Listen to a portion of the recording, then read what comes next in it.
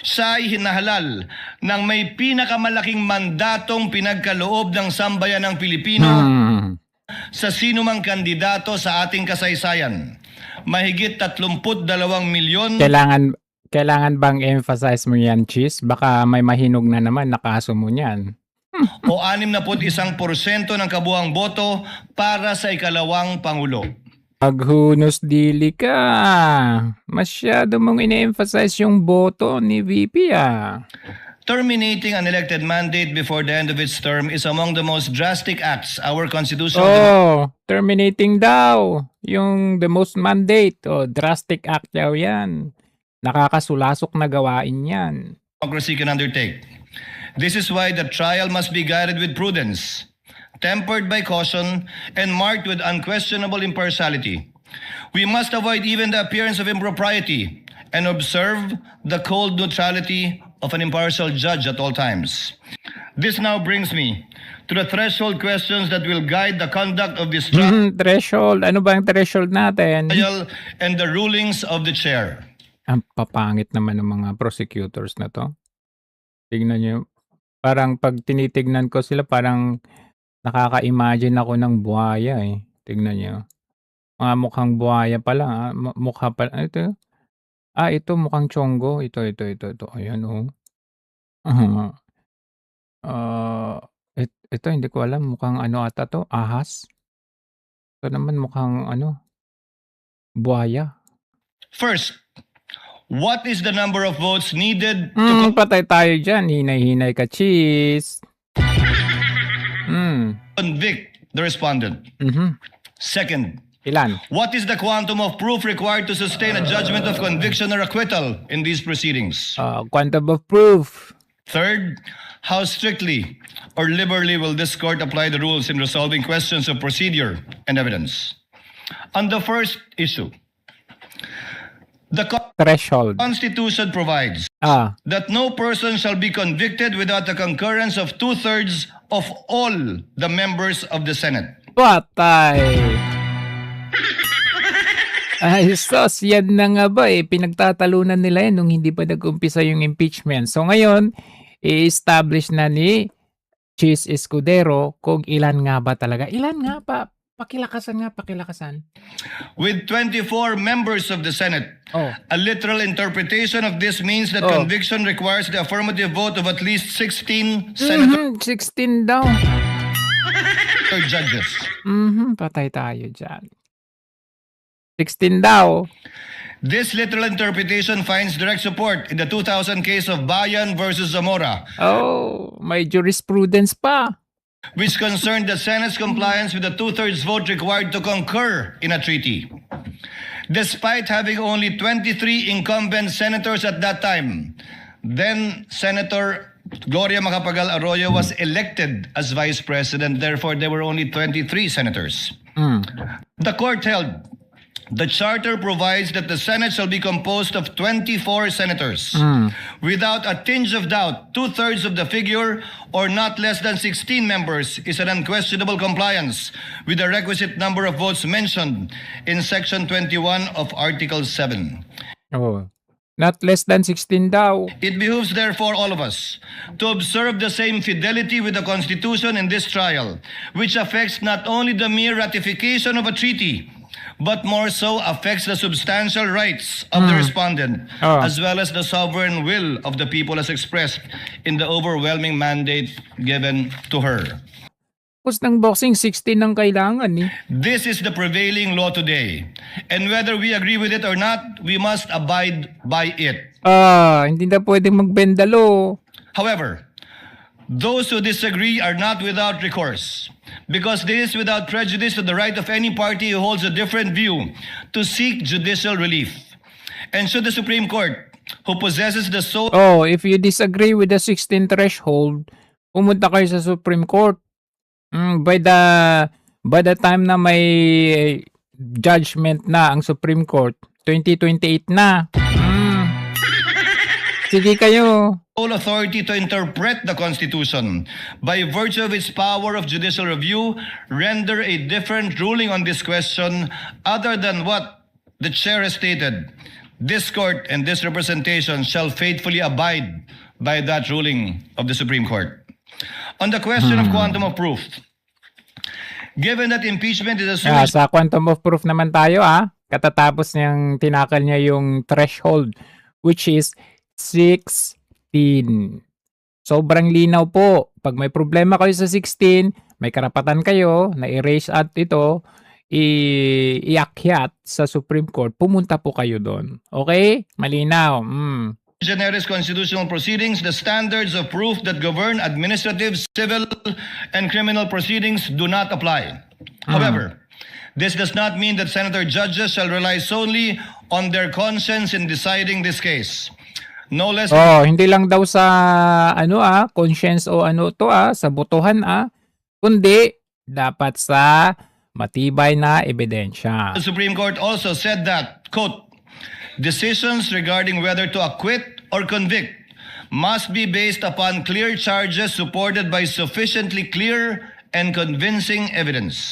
Patay tayo dyan. Kailangan daw ng clear na evidence, hindi lang daw sa botohan. Paano na yan? Unang-una, kulang kayo sa boto kasi 16 ang kailangan. Pangalawa, hindi tayo magbe-base lang sa botohan, kundi magbe-base tayo sa sufficient and substantial clear evidence. Bubula talaga ang bibig mo niyan, Luis Tro. Nako. Furthermore, let me be clear that the burden of proof in these proceedings rests upon the prosecution. It does not and will not shift. The respondent is afforded the presumption. Teka. Huwag tayong mag-buji ka agad This is not an early celebration na victory kasi alam nyo na, sabi nga natin, hinay-hinay, jeez, kasi pag ganyan, masyadong halata. Pag nahalata, anong gagawin? Hihinugin ang inyong kaso. Yan ang medyo, sa kanya yung medyo problema sa kanya. Bagamat nakikita natin na may sense of semblance of fairness dito sa kanyang sinasabi o sa kanyang privileged speech in opening the impeachment, problema dyan, may siya may bagahe kasi. So, we can celebrate now kasi magandang kanyang sinasabi, 16 na threshold, tapos dapat with evidence po yan. Pero, problema, baka babalingan siya. Of innocence and has no obligation to disprove the charges against her. Finally, we turn to the application of the rules of court in these proceedings. Rule 1, Section 6 of the Rules of Courts provide that the rules shall be liberally construed in order to promote their objective of securing a just, speedy, and inexpensive disposition of every action and proceeding. We are also guided by the Supreme Court's Bench Book for Trial Judges, which reflects a long-standing principle of adjudication. In case of honest doubt about the admissibility of evidence, it is a better policy to rule in favor of admission and let the senator judges decide whether to give it little or no weight when deciding upon the case in the final outcome. But let me be clear. A liberal construction of the rules is not a license to ambush the opposing party, bypass due process, or introduce unverified evidence that would prejudice the fair and orderly conduct of this trial. Accordingly, consistent with the demands of due process. Malinaw po yan Walang ambusyan. Kasi yan yung ginagawa nila doon sa House nung nasa House pa yung impeachment. Bigla-bigla silang mag-i-introduce ng bagong ebidensya kuno. Maglalagay silang mga bagong witness kuno. Kaya bigla nilang isinalpak si Madriaga, tapos kung ano-anong mga ebidensya kuno ang isinasalpak nila. So, hindi po pwede yan sa kasalanan din nyo yan kasi inilagay nyo si Chis Escudero dyan. Pinipilit ninyo. In fact, yan yung naging point of order nung nag-uumpisa pa itong impeachment kanina. Ayaw ba nila si Gatchalian? Nabobobohan ba kayo kay Gatchalian? Online, the rules of the Senate, Section 1. Kasi dapat i-follow natin ang rules of the Senate kasi the rules of Senate follows the Constitution. So lumalabas kasi dito sa mga bugok na ito, gusto nilang i-bend the law or i-bend kung ano man yung nasusulat sa Constitution. At sinasabi ni One Bull Iskol Bukol na si Tito Soto na kailangan daw ang dingin yung taong bayan, hindi daw yung Constitution. What? Really? 136 second paragraph says, the rules may be amended by means of a motion that should be presented at least 1 day before its consideration. It was not presented on June 2. So, we did not follow our rules. So a rule that was passed that did not follow our rules, or amendment that was passed that did not follow our rules, is void. You cannot get anything out of it. It is a nullity. So if today we pass a change in our rules and we do not follow our own rules in changing that rules, we cannot follow that rules. Secondly, Mr. President, the impeachment court already adopted our rules. Oh. Iba po ang Malinaw. plenary, tama po kayo doon, I agree with you there. Iba po yung impeachment court. So is the impeachment court now hostage or subject to whatever changes the legislative body does, and we will not adopt? Then why did we adopt the rules Of impeachment. when we took our oath? We adopted it because the impeachment court is not powerless to talk about our rules. But finally, Mr. President, for the sake of argument, just for the sake of argument, wag na natin tignan yung mga amendments. It's against the Constitution. So can the impeachment court disobey the Constitution? If the Constitution says the presiding officer should be the Senate President, can we now say na no, pagbotohan natin kung sino? Because if we say Parang nasa plenary lang, no? Hindi. Pwede yan, hindi yan. Pagbutuhan na natin yan. Para ka lang nasa plenary, ang pinag-uusapan natin, impeachment. Nasa stage na po tayo na nasa impeachment po tayo. Kumbaga parang sa bahay, na-blessingan na yan eh. Na house blessing na tayo. Ano pang gagawin mo? Tapos na yung house blessing. So dito na po tayo sa pagtira sa bahay na ito kasi napag-usapan na po yan sa mga series of plenaries. Di ba nga may mga pinaggagawa pang parang mini impeachment trial ng House of Representatives. Pinag-uusapan na yan dyan sa House at doon sa plenaries dito sa Senado. So anong sasabihin na-establish na yung Senate rules. Sasabihin nila dito sa impeachment proper na ito Remember, first day pa lang ito. Gusto na nilang medyo bago-baguhin ba yung na-set na Senate rules dito sa first day of impeachment trial. So pag sa first day of impeachment trial, nabahiran na yan ng kung anong gusto nilang i-modify. Kasi ito yung gusto ng tao kailangan sundin natin yung tao. Ano? Sasabihin, nasa Constitution na po yon ang Senate rules. Tapos sasabihin mo, susundin natin yung tao. Tinatry mong kunin yung loob ng mga tao para makapasok ka doon sa gusto mong ipasok. Kunin mo yung loob ng mga tao kasi sundin daw ang kagustuhan ng tao kasi after all, ang pinakamataas naman daw ay tao. Ano silbi ng Constitution natin?